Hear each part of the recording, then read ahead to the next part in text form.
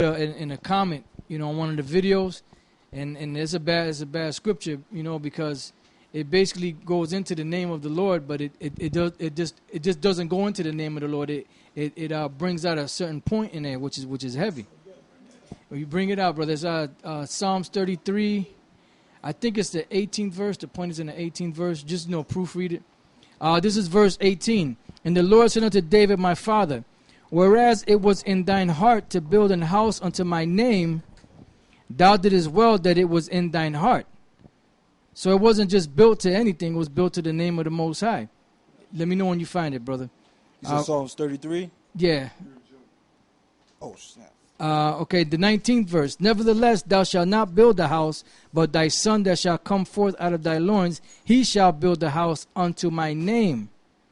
Because that name is very important. And the name is really talking about the children of Israel, because we are the house. Khan, as Apostle Torah said, the name is really talking about the children of Israel, because we are the house. And the Most High put his name upon us. Let me know when you find it. Verse 20. Okay. Yeah. You got it? Yep. How in the hell is the Most High going to build Israel, give them garments to the border blue and the fringes, but they're going to call on the name of Christ? Once you build that house, the Most High wants his name in that house. And the house is you, dummy. It's not no school. Okay? Yeah, that house is holy. Did you find it, brother? Yeah, I got it. Can you read that? Yes, this is Psalms 33 and 18. Behold, the eye of the Lord is upon them that fear him, upon them that hope in his mercy, to deliver their soul from death and to keep them alive in famine. Our soul waited for the Lord. He is our help and our shield. For our heart shall rejoice in him, because we have trusted in his holy name. We have trusted in his holy name. That's why it says in the book of Matthew, hallowed be thy name, meaning your name is holy. The other clown from Nate's camp talking about that the hallowed means that you can't call on that name. It's too holy. Oh, if you watch that video, that's why you got to watch videos time and time again. There was this Jake with a wife beater on, and he was all up in them guys' faces. And them guys said, you got to move on, brother. We ain't in the spirit of fighting. You know what the guy said? He said, you guys are on the wrong side. You guys are on the wrong side. So that was a spirit, man. And then after he said that, that's when the brother came in and cut the hell out of him with the scriptures. Hey, Sick Ari, you're on the wrong side, man. But guess what? Stay on the wrong side. We don't want you on our side, man. Stay on the wrong side. Gone. Yeah, that's it. I got one more. This is Psalms 20 and 7. Some trust in chariots and some in horses, but we will remember the name of the Lord our power. Yeah, we're going to remember the name of the Lord our power. Is it not written in the scripture, in the book of Baruch, that in the land of our captivity we shall think upon the name of the Most High? Come on, man. Stop playing. 1 Kings 8 and 29. That thine eyes may be open toward this house night and day, even toward the place of which thou hast said, my name shall be there, that thou mayest hearken unto the prayer which thy servant shall make toward this place. Verse 33, when thy people Israel be smitten down before the enemy, because they have sinned against thee, and shall turn again to thee, and confess thy name, and pray and make supplication unto thee in this house, then hear thou in heaven, and forgive the sin of thy people Israel, and bring them again unto the land which thou gavest unto their fathers. It says, when heaven is shut up and there is no rain because they have sinned against thee, if they pray toward this place and confess thy name and turn from their sin when thou afflictest them, then hear thou in heaven and forgive the sins of thy servants and of thy people Israel, that thou teach them the good way wherein they should walk, and give rain upon thy land which thou hast given to thy people for an inheritance. You got something, brother? You got some? No. Okay. 1 Kings 8 and 41. Moreover, concerning a stranger that is not of thy people Israel, but cometh out of a far country for thy name's sake, and those strangers are talking about Israelites. Israelite foreigners that don't know that they're Israelites. They're not calling themselves Israelites. That's why it says that they're not of the people of the Most High.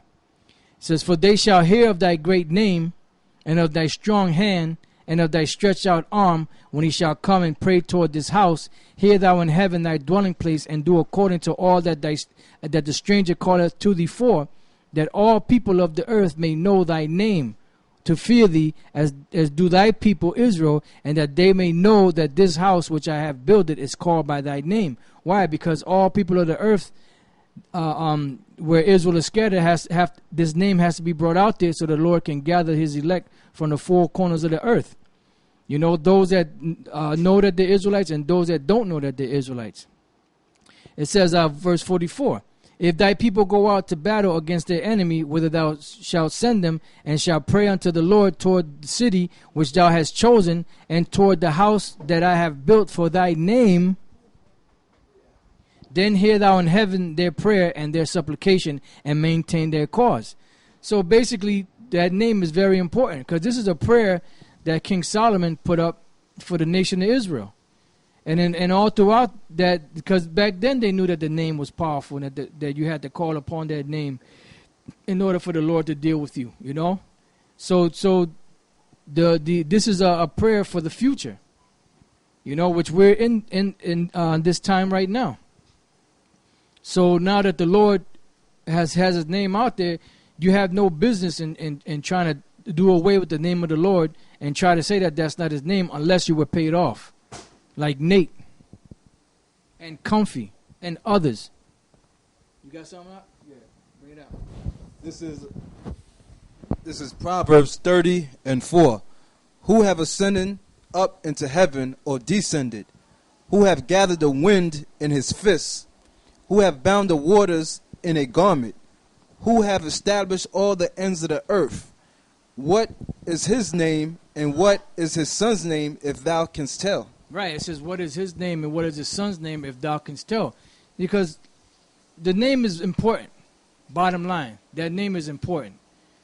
Whether you take it serious or not, that's not our problem or our fault. Because we out there pushing that name.